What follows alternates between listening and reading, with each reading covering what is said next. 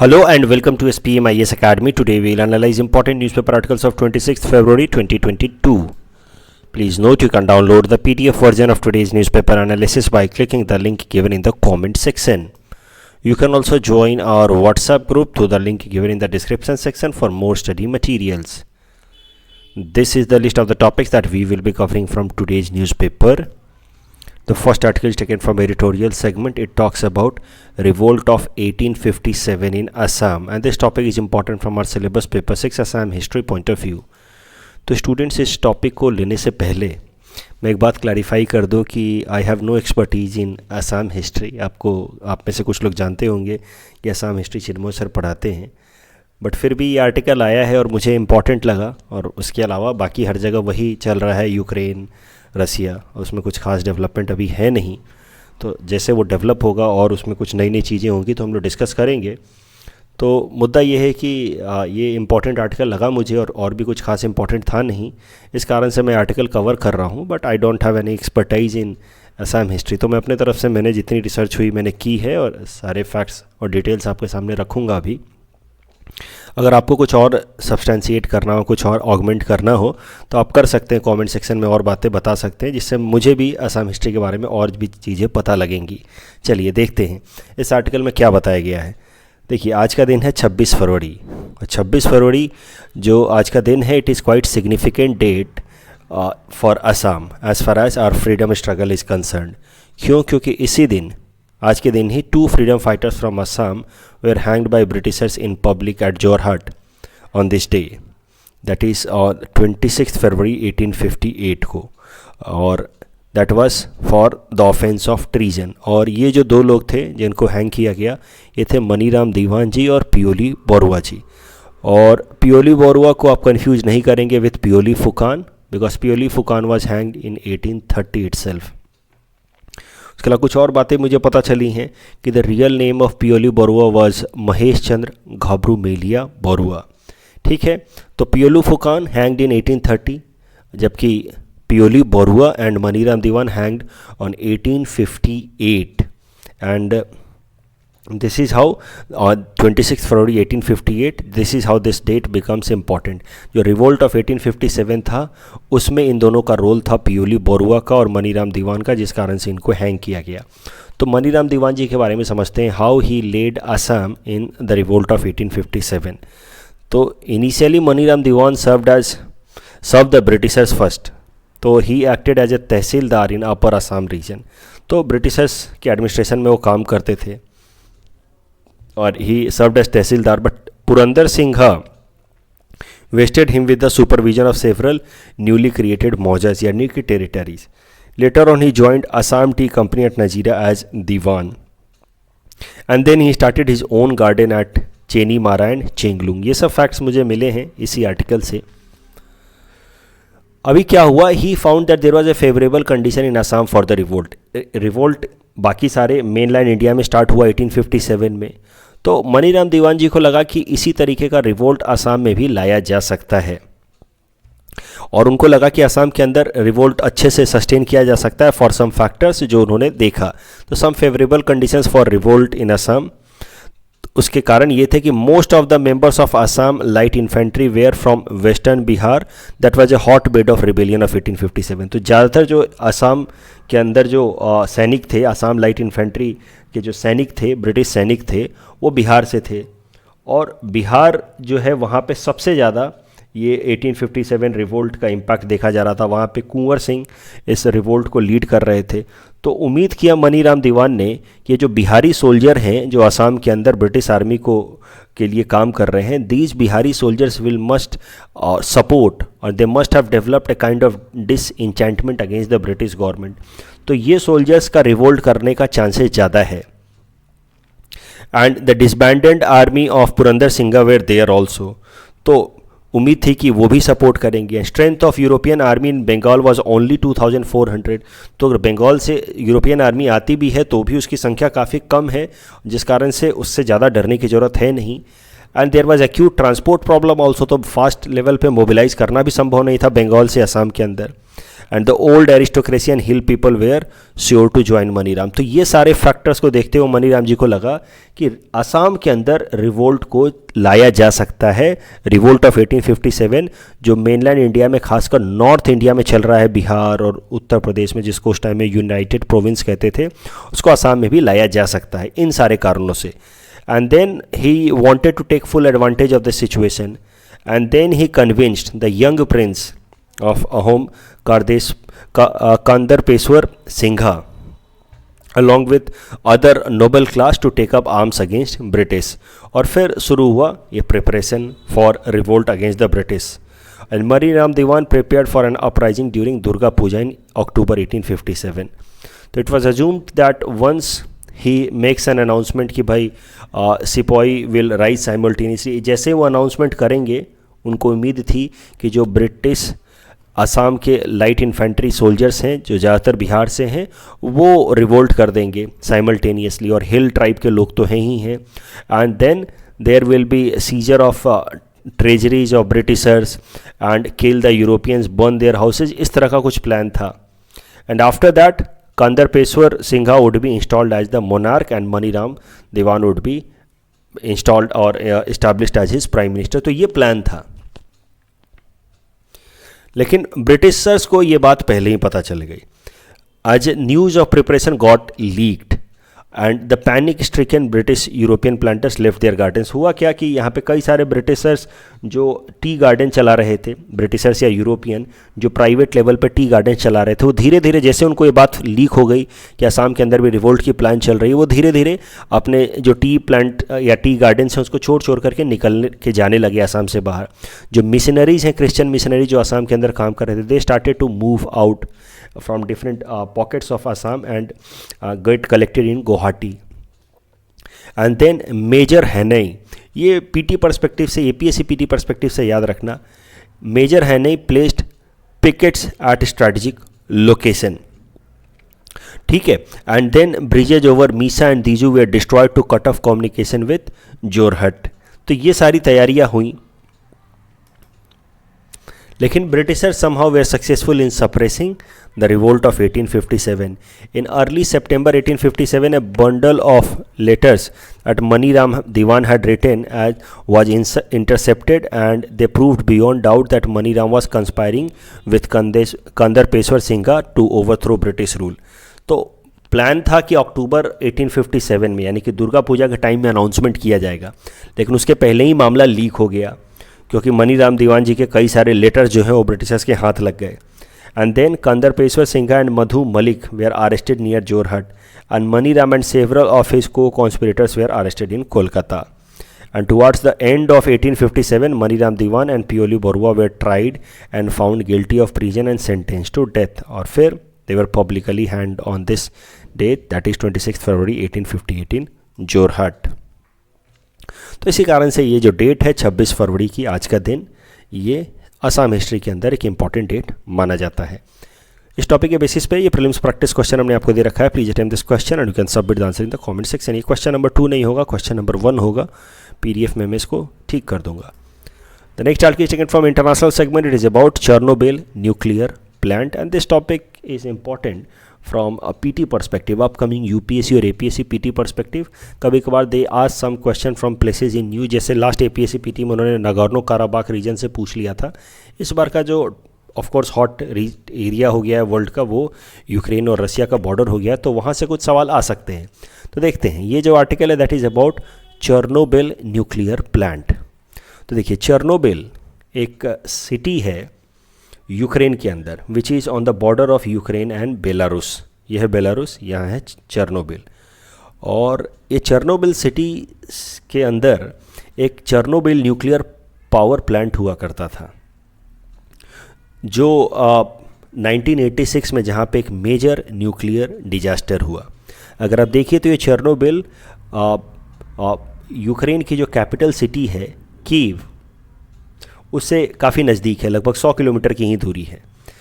अभी चेर्नोबिल की पहले हिस्ट्री देख लेते हैं, फिर करंट डेवलपमेंट पे आएंगे कि क्यों ये चेर्नोबिल हाल फिलहाल में एक स्ट्रेटजिक लोकेशन बना हुआ है when Russia is planning to invade, and in fact it has invaded also Ukraine. तो देखिए, चेर्नोबिल की अपनी हिस्ट्री है। ये चेर्नोबिल न्यूक्लियर पावर प्लांट हुआ करता था। 1986 में यहाँ पे एक बहुत ही खतरनाक वर्स्ट न्यूक्लियर डिजास्टर हुआ।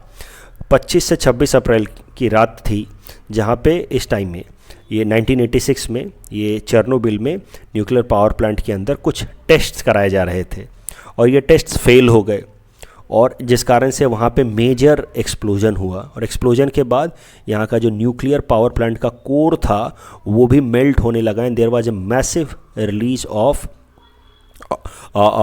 Nuclear elements. There was massive release of radioactive elements from this Chernobyl nuclear power plants. माना जाता है कि जो हिरोशिमा में जो बम गिराया था यूएस ने उससे लगभग 400 गुना ज़्यादा रेडिएशन हुआ इस चेर्नोबिल न्यूक्लियर पावर डिजास्टर के कारण।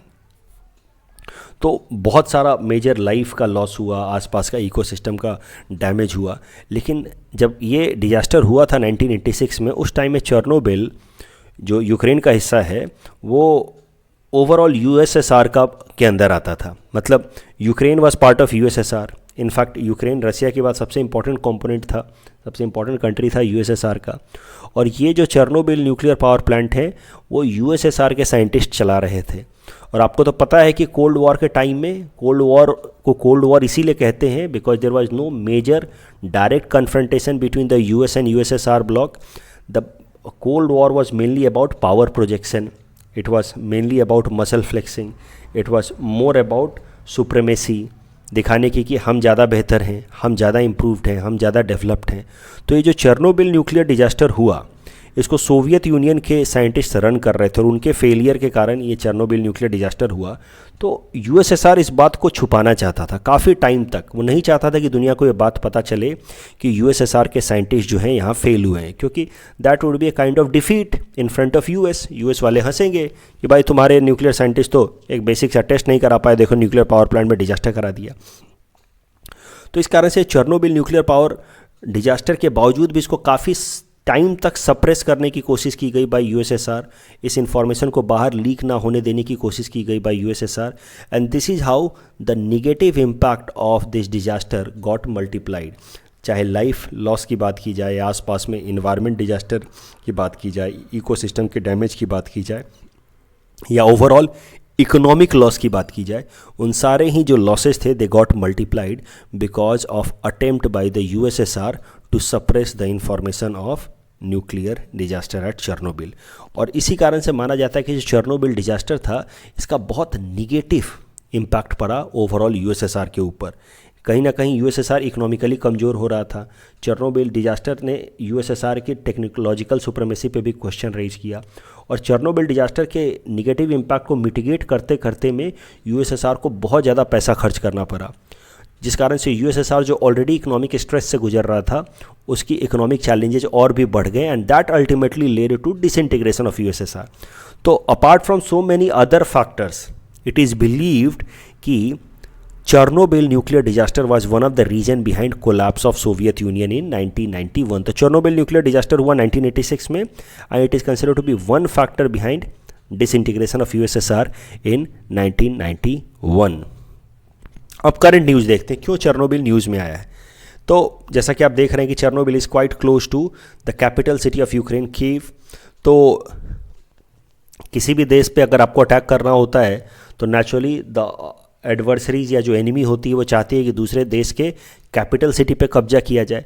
तो रसिया भी यही चाह रहा है कि अब जब उसने यूक्रेन पे हमला बोल ही दिया है तो it would like to capture the capital city of Ukraine. और इसी कारण से रसिया जो है वो इस रास्ते से बेलारूस होते हुए चेर्नोबिल रास्ते से होते हुए कीव को कैप्चर करना चाहता है बिकॉज यहाँ से कीव जो कैपिटल सिटी है वो सबसे नज़दीक पड़ेगा। और जहाँ तक बेलारूस का सवाल है तो Belarus is a friendly nation to Russia. वहाँ के जो लीडर हैं लुकाशेंको वो रसिया व्लादिमीर पुतिन के इंस्टॉल किए हुए पपेट ही माने जाते हैं। So this is how the news is coming from Chernobyl that the Russian forces have entered into Chernobyl and they have captured Chernobyl city and now they are marching towards the capital city of Ukraine, Kyiv. So by capturing Chernobyl, Russia has secured a route into Ukraine for its ground forces to capture now the capital city of Ukraine. अभी देखते हैं और क्या development होते हैं इस topic के basis पे। ये प्रीलिम्स प्रैक्टिस क्वेश्चन हमने आपको दे रखा है। Please attempt this question and you can submit the answer in the comment section. The next article is taken from Science and Technology segment. It is about wireless charging, and this topic is important from our syllabus paper 4 Science and Technology point of view. तो देखिए, छोटा सा article आया था कि wireless charging वाले नए नए फ़ोन्स आ रहे हैं, लेकिन कई सारे कस्टमर्स तो वायरलेस चार्जिंग वाले फ़ोन्स ख़रीदना चाह रहे हैं, लेकिन अभी भी ऐसे कई सारे कस्टमर्स हैं जो वायरलेस चार्जिंग के फ़ोन्स नहीं ख़रीदना चाह रहे हैं. They are opting out of this wireless chargers. अब चलिए, ये तो न्यूज़ अपने आप में इम्पॉर्टेंट नहीं है, लेकिन इस की मदद से हम लोग समझेंगे कि वायरलेस चार्जिंग होती क्या चीज़ है, उसमें कौन सी टेक्नोलॉजी का इस्तेमाल किया जाता है. तो देखते हैं, व्हाट इज़ वायरलेस चार्जिंग. जैसा नाम से आप समझ रहे हैं, wireless charging is transfer of power from an power outlet to the device without need of connecting cable. जैसे आप इस फ़ोन को देखिए, इसमें कोई भी कनेक्टिंग केबल लगाया नहीं गया है, फिर भी इसको चार्ज किया जा रहा है. सो इस तरह के डिवाइस को हम लोग कहेंगे वायरलेस चार्जर. इसके ऊपर बस आप रख दीजिए इस फ़ोन को, ये चार्ज होना शुरू हो जाएगा. That is known as wireless charger. For wireless charging to work, one needs to a phone that supports wireless charging and compatible wireless charger. तो आपको बस फ़ोन इस तरह का चार्जर लेना है और आपका फ़ोन जो होना चाहिए वो वायरलेस चार्जिंग के लिए compatible होना चाहिए. बस आप फ़ोन को उसके ऊपर रख दीजिए, आपका फ़ोन चार्ज होना शुरू हो जाएगा. अब ज़रा समझते हैं कि वायरलेस चार्जिंग के अंदर कौन सी टेक्नोलॉजी का इस्तेमाल होता है या किस साइंस का इस्तेमाल होता है. तो wireless charging uses electromagnetic induction to transfer electric energy to charge the smartphone. अब इलेक्ट्रोमैग्नेटिक इंडक्शन आपने बचपन में भी पढ़ रखा होगा. एक बेसिक सा कॉन्सेप्ट है कि इस तरह का मान लीजिए कि कोई भी कॉयल है, इलेक्ट्रिकल कंडक्टिंग कॉयल है, यानी कि कोई भी ऐसा कॉयल जिससे बिजली गुजर सकती है. तो उस कॉयल के अंदर अगर आप मैग्नेट को अंदर बाहर लाएंगे तो उससे होगा क्या कि मैग्नेटिक फील्ड लगातार बदलेगा इस कॉइल के अंदर. और जब मैग्नेटिक फील्ड लगातार बदलेगा, जिसको हम लोग मैग्नेटिक फ्लक्स भी कहते हैं, frequent change in magnetic flux से होता क्या है कि इस कॉइल के अंदर इलेक्ट्रिसिटी जनरेट हो जाती है. इसी फिनोमिना को हम लोग कहते हैं electromagnetic induction. Electromagnetic induction is a phenomena by which A rapidly changing magnetic field produces electric energy in the closed loop that interacts with that magnetic field. ये देखिए, ये है closed loop, और इसके अंदर अगर आप मैग्नेट को बार बार अंदर बाहर लेकर के जाएंगे तो मैग्नेटिक फील्ड बदलेगा, और मैग्नेटिक फील्ड बदलेगा तो इस क्लोज्ड लूप के अंदर जो इलेक्ट्रिकली कंडक्टिंग कॉइल है इसके अंदर इलेक्ट्रिसिटी प्रोड्यूस हो जाएगी. इसी को हम लोग कहते हैं इलेक्ट्रोमैग्नेटिक इंडक्शन. इसी फिनोमिना का इस्तेमाल करके जो हमारे घरों में इलेक्ट्रिक जनरेटर्स लगे होते हैं वो काम करते हैं. इलेक्ट्रिक जनरेटर्स के में अभी आप देखते होंगे गोल जैसा एक सर्कुलर डायनेमो लगा रहता है, उसको हम लोग घुमाते हैं ज़ोर से, फिर वो जब तेज़ी से घूमने लगता है तो फिर इलेक्ट्रिसिटी जनरेट हो जाती है. वो इसीलिए होता है क्योंकि वो जो डायनेमो है वो मैग्नेट है, और जब जल्दी से घूमने लगता है तो फिर फ्लक्स बार बार चेंज होता है, मैग्नेटिक फ्लक्स, और जिससे इलेक्ट्रिसिटी प्रोड्यूस होती है. अब यही होता है इस वायरलेस चार्जर के अंदर भी. आप क्या करते हैं कि इस वायरलेस चार्जर को जैसे ही इलेक्ट्रिसिटी देते हैं तो ये मैग्नेट की तरह काम करने लगता है. तो पहले इलेक्ट्रिसिटी की मदद से आपने मैग्नेट बनाया, और फिर मैग्नेट इस तरह से आप बनाते हैं कि उसकी मैग्नेटिक फील्ड फ्लक्चुएट होते रहे. तो पहले इलेक्ट्रिसिटी की मदद से आपने मैग्नेट बनाया, और इस तरह का मैग्नेट जिसकी मैग्नेटिक फील्ड फ्लक्चुएट होती रहे. जब बार बार मैग्नेटिक फील्ड फ्लक्चुएट होगी तो क्या होगा, इस फ़ोन के अंदर इलेक्ट्रिसिटी क्रिएट हो जाए, क्योंकि इस फ़ोन के अंदर इस तरीके का कॉइल बना रखा है, हमने एक रिम बना रखा है जिसके अंदर इलेक्ट्रिसिटी क्रिएट हो जाएगी और ये फ़ोन चार्ज होना शुरू हो जाएगा. अभी थोड़ी बहुत और फैक्ट्स देखते हैं वायरलेस चार्जिंग के बारे में. देखो, वायरलेस चार्जिंग की एक प्रॉब्लम है कि it produces more heat than conventional wired charging. तो नॉर्मल जो चार्जर होता है उससे ज़्यादा फ़ोन गर्म हो जाता है अगर वायरलेस चार्जिंग से आप वायरलेस चार्जिंग से आप चार्जिंग करें तो. उसके लिए कुछ सॉल्यूशंस निकाले गए हैं, लेकिन इन जनरल जो वायरलेस चार्जर्स होते हैं उसमें फ़ोन ज़्यादा हीटेड हो जाता है. हाँ, लेकिन इतना ज़रूर है कि कुछ अफवाहें पहले फैलाई गई थी कि वायरलेस चार्जर से फ़ोन चार्ज करने से फ़ोन जल्दी डिस्चार्ज हो जाता है. ये सच्चाई नहीं है. Wireless charging does not affect battery charge cycle.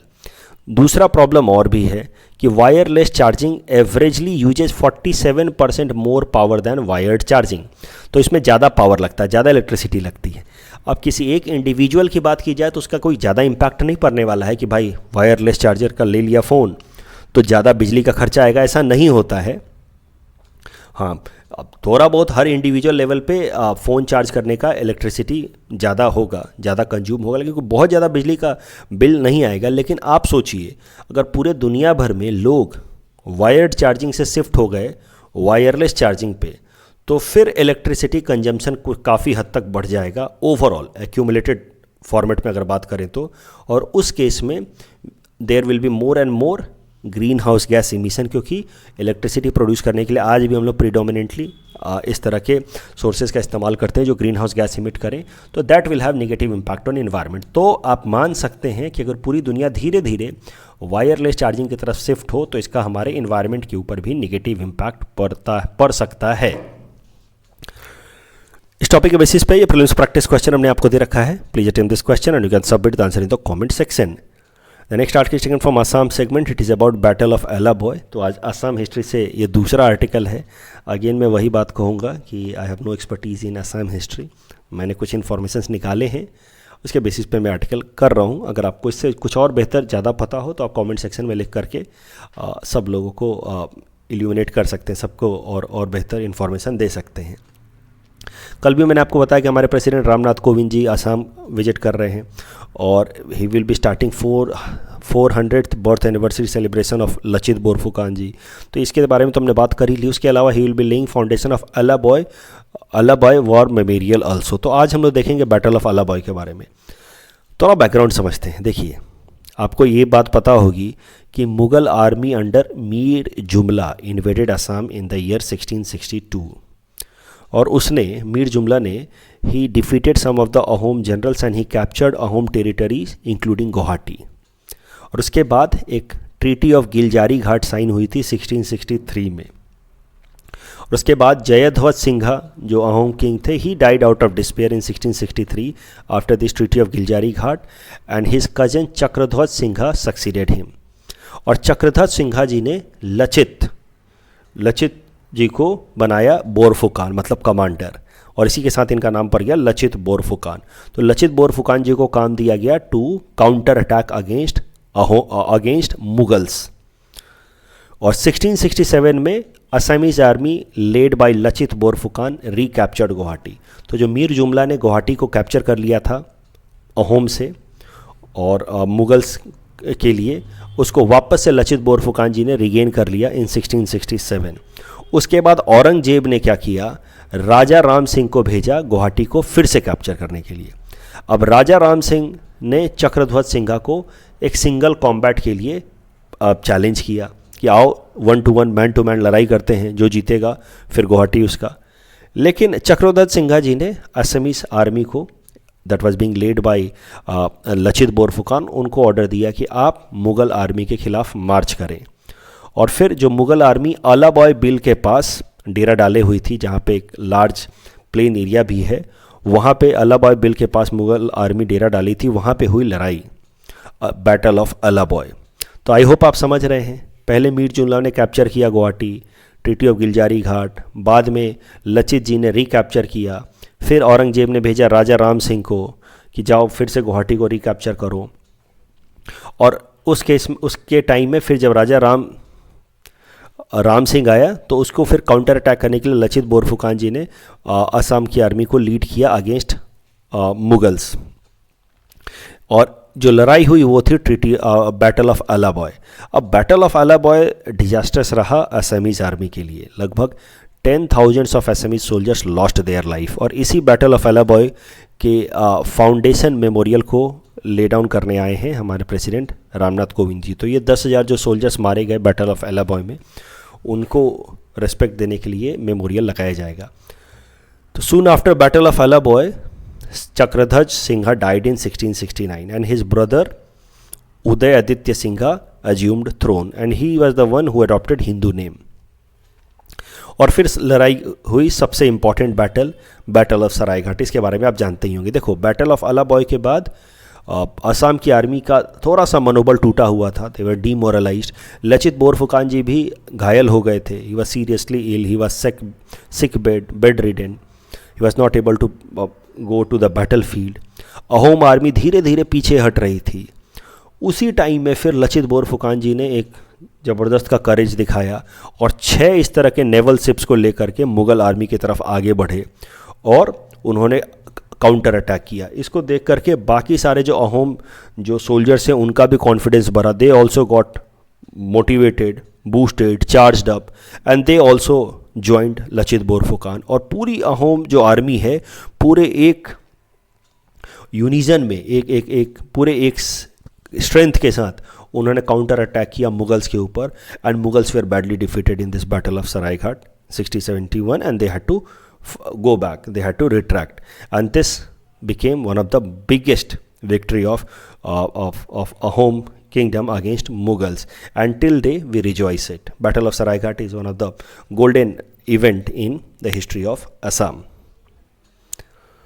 कल जो हमने आपको प्रैक्टिस क्वेश्चन दिया था उसका आंसर देख लेते हैं। Segregation of the post of CMD in public sector bank is being done on the recommendation of PG Nayak committee and 3D printing में इसका एप्लीकेशन इन तमाम चीज़ों में होता है। So the correct answer is option D again. That's all from our side for today. Thanks for watching.